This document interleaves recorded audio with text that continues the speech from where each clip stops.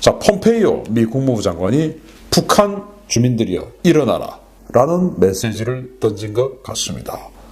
이것을 우리 언론들은 아주 다른 방향으로 분석하던데 저는 아닙니다. 원문을 읽어보니까 이건 폼페이오 장관이 북한 주민들에게 영 다른 메시지를 전달했다. 일어나라 라는 것이죠. 당신 정권 나쁜 거다 라는 메시지를 던진 것으로 봅니다. 보시겠습니다. 자, 북한이 국경 지역에서 밀수 행위에 대한 잔혹한 탄압을 개시했습니다. RFA가 보도를 했는데요. 북한 국경경비대가 신형 코로나 바이러스 대응을 위해 중국 국경 지역에서 밀수를 하다가 적발된 자들을 군법으로 엄중 처단하라는 최고사령관의 명령에 따라서 생계형 밀수 상인들에게 대한 가혹한 처벌에 나섰다. 이에 따라 국경경비대가 강력한 단속을 벌이고 있으며 최근 양강도에서 보따리 밀수를 시도하던 주민들이 국경경비대 군인들에게 심한 폭행을 당해 사경을 헤매는 등 주민들에 대한 군인들의 무자비한 폭행이 도를 넘고 있다. 주민들은 쌀값 폭등과 생계 문제로 위험을 무릅쓰고 밀수를 시도하지만 국경경비대는 잠복 초소를 2배로 늘리고 압록강으로 접근하는 주민들을 묻지도 않고 무작정 밀수꾼으로 몰아서 폭행하는 사례가 늘어서 주민들의 분노가 터지고 있다. 라는 보도가 나왔습니다.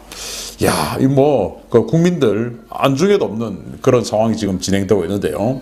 일단 이제 밀수가 많이 벌어지고 있다는 것이죠. 그건 우리가 익히 알고 있는 내용인데, 김정은 입장에서는 밀수가 이렇게 횡행하면 세금이 잘 거둬지지 않는다라는 문제의식이 있겠죠. 지금 안 그래도 이제 자신의 통치 자금이 완전히 고갈되고 있는 이런 상황에서 세금을 거둬야 되는데 밀수를 하니까 세금을 안 내는 것이죠. 그런 문제. 그리고 또 지금 이제 국경 지역을 봉쇄를 함으로써 중국으로부터 들어오는 이 전염병 감염 확산을 차단을 하고 있는데 이 밀수꾼들이 이제 왔다 갔다 하면서 전염병을 안고 들어올 수 있다. 라는 또 위기의식도 같이 동반을 하는 것이죠.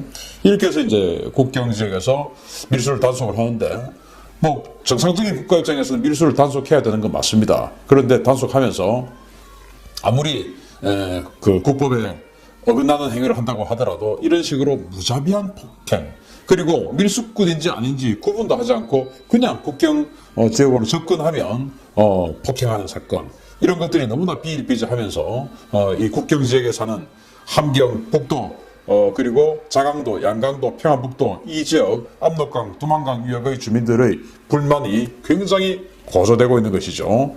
그런 상황에서 또 그런 것들을 이제 이 수입상들 그리고 상인들을 단속하는 것을 넘어서 이제 하급 관료들까지도 때려잡고 있는 것이죠. 이제 숙청을 시작했습니다. 시범 케이스로 지금 함경 남도 지역부터 시범 케이스로 완전히 이제 스타트를 끊었는데 여기서 이제 논리는 그거예요. 수입을 해왔으면 거기다가 그 수입 가격에 갖다 붙여서 팔면 되는데 거기다가 무역관리국에서 마진을 붙이고 또 봉사청국도 여기다 또 마진을 붙이고 해서 가격이 애초 수입 가격보다 2배에서 3배 정도 뛰었다. 그렇게 해서 물가가 폭등했으니까 이놈들 때문에 물가가 폭등한 것이다. 이제 이렇게 이야기를 하는 것이죠. 말은 맞습니다. 그런데 이게 이제 우리 자본주의 시장경제 체제하고 여기하고의 시각차예요. 우리 자본주의 시장경제는 어떻습니까? 시장의 원리에 따라서 가격은 왔다 갔다 하는 겁니다. 수요가 많고 공급이 적으면 당연히 가격이 올라가죠. 그러나 수요보다 공급이 많으면 가격은 내려가게 되죠. 그런데 여기 지금 수요가 많은데도 불구하고 가격이 올라가는 것을 잘못됐다라고 이야기합니다. 그런데 이제 물론 잘못된 부분 굉장히 많습니다. 뭐냐? 공무원들이 여기다가 마진을 붙였다라는 겁니다. 그건 정말 잘못된 것이죠. 그러나 그 공무원들에게 물어보면 또 이럴 겁니다. 아니 우리가 월급도 제대로 못 받고 사는데 이거 마진 안 붙이고 우리가 왜 일을 하냐? 그런데 일 안 하면 쏴죽이기 때문에 일은 또 해야 되죠. 그래서 마진 붙였다 나 살아야 되니까 또 이런 이야기 하는 것이죠. 그래서 국가가 이런 단속을 하려면은 공무원들이 생존할 수 있는 그런 봉급을 주고 단속을 해야 되는데 북한은 지금 그게 이루어지지 않는 상황에서 그냥 단속만 하고 있는 것이죠. 그러니까 이 하급 공무원들의 불평 불만도 완전히 급증하게 되는 그런 상황이죠. 그래서 이거 지금 북한에 굉장히 이제 사회 문제가 되고 있는데 이 와중에 전염병 문제 굉장히 심각하지 않습니까? 그래서 국제사회가 북한의 전염병을 돕기 위해서 온정의 손길을 보냅니다. 그거 참 좋은 일이에요. 자, 우리 언론들이 이렇게 보도를 했습니다. 왜냐? 스위스가 이렇게 그 지원을 하고 있기 때문에 우리도 스위스 모델로 북한에 지원 좀 하자라고 경기도, 고양시 이런 데서 막 이야기했지 않습니까? 그래서 스위스 모델 한번 보겠습니다.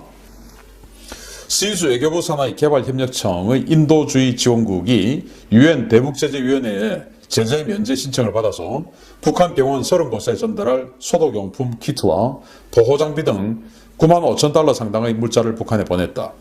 국제인도주의 의료단체인 국경없는 의사회가 마스크와 장갑, 손세정제와 항생제 등 의료물품이 담긴 화물을 북한에 보내 28일 아침 단둥을 거쳐 평양으로 들어갔다. 유엔 아동기금도 이달 초에 단둥에 도착했던 대북 지원 물자가 평양에 들어간 것을 확인했다. 라고 보도가 나왔는데 여기의 공통점은 평양입니다. 평양. 그래서 북한의 요청을 받은 스위스 외교부는 일단 지원을 했다. 라고 그 이야기가 나왔고, 그리고 이제 이 북한의 요청과 관계없이 국경 없는 의사회 여기에서는 이제 물건들을 보냈는데 평양으로 갔다. 그리고 유엔 아동기금 유니세프에서도 그 평양으로 가는 것을 확인했다라는 거예요. 자, 그런데 북한에 평양만 있습니까? 아니죠. 근데 평양에 누가 있습니까?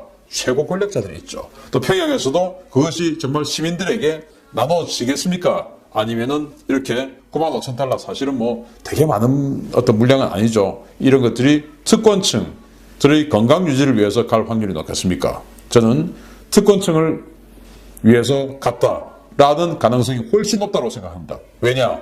바로 스위스가 이런 반응을 보였기 때문입니다. 자, 북한 주민에게 닿지 않는 국제사회 지원 방역용품입니다. 스위스 외교부는 분명히 북한의 요청에 의해서 9만 5천 달러치를 보냈어요. 그런데 이제는 안 보내겠다고 합니다. 왜냐? 이렇게 보도가 또 나왔습니다. 스위스 외교부는 북한 당국의 요청에 따라 준비했던 방역 물자 지원을 연기한다고 밝혔다.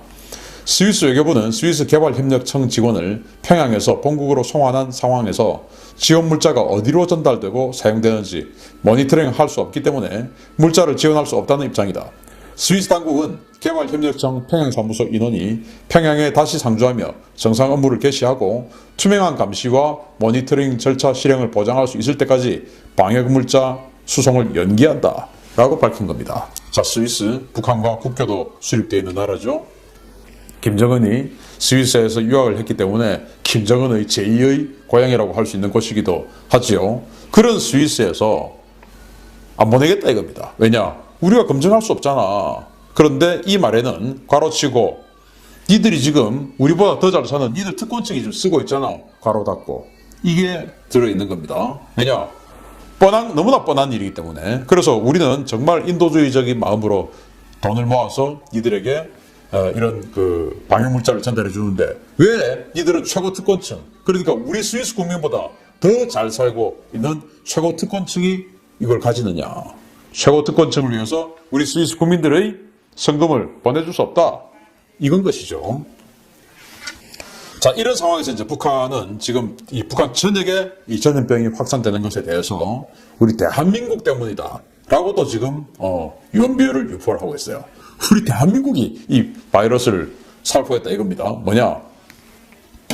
북한 당국이 감염병이 한국에서 유입됐다는 내용을 주민들에게 주입 중이다. 북한 당국은 주민들을 대상으로 한 강연에서 남조선에서 풍선이나 플라스틱 통은 물론 중국에서 건너온 안기부, 괴뢰가 뿌리는 돈에 비루스를 묻혀 살포하고 있다라고 교육했다. 당국은 최근 신의주에서 감염자가 나온 것은 남조선에서 돈에 비루스를 묻혀 살포했기 때문이라면서 이런 것을 발견하면 당국에 즉시 신고하고 통제를 따르라고 강조했다. 북한 당국이 이러한 교육에 나선 것은 최근 감염 확산 사태의 책임을 한국에 전가하고 민심을 다잡기 위한 것이다 라고 데일리 NK가 보도를 했습니다. 이야, 정말 적반하장도 이분수죠. 일단 이제 우리 대한민국에서 풍선, 전단지 이런 것들을 살포했지 않습니까? 이런데 못 온다. 그러니까 거기 1달러씩 들어있다고 해서 함부로 잡지 마라. 그거 전염병 세균 덩어리다. 잡으면 안 돼 라고 이야기를 하고요. 그런 것도 잡은 때문에 니들이 지금 걸리는 거야. 전염병에. 그거 남조선 놈들이 우리를 괴롭히기 위해서, 니들을 죽게 하기 위해서 보낸 거야. 우리 때문이 아니야. 우리 노동당 때문에 아니고 남조선 놈들이 한 거야. 그리고 중국에서 들어오는 것들, 중국에 이제 안기부 괴뢰, 안기부 없어지고 국정원 된 지 꽤 오래됐는데 그래도 아직도 안기부라고 하네요. 괴뢰는 뭡니까? 조종을 받는 걸 괴뢰라고 하죠. 그래서 우리 안기부에 포섭되어 있는 자들이 뿌리는 돈에, 그러니까 이제 안기부 공작원, 국정원 공작원들이 포섭한 어떤 무역상이라든지 이런 사람도 있을 수 있죠. 그들이 뿌리는 돈에 또 바이러스 세균이 묻어져 있다라고 이야기를 하는 겁니다. 참 기가 막힌 것이죠. 그래서 결론적으로 이 남조선이 우리에게 세균전을 하는 것이다 라고 이야기를 하는 겁니다. 참 황당한 이야기를 하고 있는 것이죠. 자기네들이 능력이 없어서 사람들이 지금 죽어나가고 있는데 그 남조선 놈들이 우리를 죽이려고 세균전을 한 것이다 라고 지금 이야기를 하는 겁니다. 참 황당한 나라예요. 자, 이런 상황에서 이제 오늘 제가 아까 제목에 달았던 그 내용입니다. 폼페이오 미 국무부 장관이 북한에다가 대단한 메시지를 날렸어요. 뭐라고 했냐? 이란, 북한, 베네수엘라 이 세 나라를 이제 언급을 쭉 하면서 그러면서 이제 이런 이야기를 합니다. 자, 북한과 베네수엘라의 감염 확산 상황은 아마 비슷한 수준일 것이다. 이란하고죠. 그래서 북한과 이란, 베네수엘라 등 3국에 인도적 지원을 제안했지만 계속 거절 중이다. 내 생각에 그들의 태도는 그들이 자기 주민들에 대해 신경 쓰지 않고 있다는 것을 보여주는 것 같다. 그들은 비도덕적인 계획들을 실행하고 있으며 자신들의 리더십에만 신경 쓸 뿐 자기 주민들은 돌보지 않는다. 나는 이들 세 나라에서 주민들이 이 도전, 즉 전염병이죠. 이 도전을 잘 이겨낼 수 있도록 우리가 좀 더 잘할 수 있기를 희망한다. 라고 휴이트 쇼에서 이렇게 인터뷰를 했어요. 폼페이오 장관이. 며칠 전이죠. 자, 지금 이제 전 세계에서 가장 희생자가 많이 발생하고 있는 나라 중에 하나가 이란이죠. 여기는 정말 사회 지도층들까지도 감염이 확산돼서 굉장히 지금 상태가 심각한데 그 이란의 상태와 북한, 베네수엘라가 비슷하다 이겁니다. 근데 지금 북한, 베네수엘라는 알려진 바가 별로 없죠. 그런데 폼페이오 국무부 장관, 즉 모든 정보를 다 수집해서 가지고 있는 이 미 국무부 장관이 북한과 베네수엘라의 상황은 이란하고 비슷하다라는 이야기를 한 겁니다. 정말 북한 지금 어마어마하게 위험한 상황인 것이죠.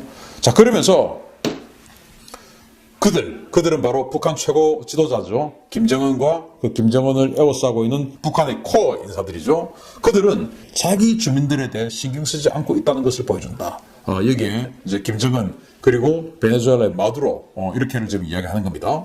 자기 주민들에게는 신경 쓰지 않고 자기의 리더십, 즉 자기 권력 유지에만 신경 쓸 뿐이지 주민들은 돌보지 않는다. 김정은하고 마두로는 그렇다. 자, 이런 겁니다. 그러면서 이제 메시지를 북한 주민들에게 던지는 것이죠.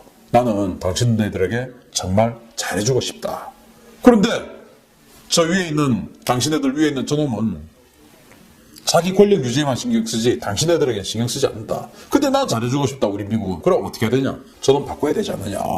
그래서 이 메시지인 것이죠. 그런데 이제 우리 언론에서는 이런 것들을 이 뒷부분은 다 제거하고 앞에 여기 인도적인 지원을 제안했다. 이 내용만 보도를 하죠. 그런데 원문을 다 읽어보면 이렇습니다. 참 그래서 제가 소명의식을 가지고 이런 정말 미국에서 나오는 또 해외에서 나오는 이런 북한 관련한 기사들을 정말 다 분석해서 여러분들께 알려드리고자 하는 겁니다. 우리 언론만 보면 관제 언론이죠. 인도적인 제안을 했다. 미국이 그래서 대화하자고 했다. 이것만 딱 나오죠. 그런데 실제적으로는 그들은 자신들의 리더십에만 신경 쓰지 주민들은 신경 안 쓴다. 그들과 분리를 하자. 나 여러분들께 잘해주고 싶다. 이 내용인 겁니다. 자, 그래서 폼페이오의 이런 행간이죠.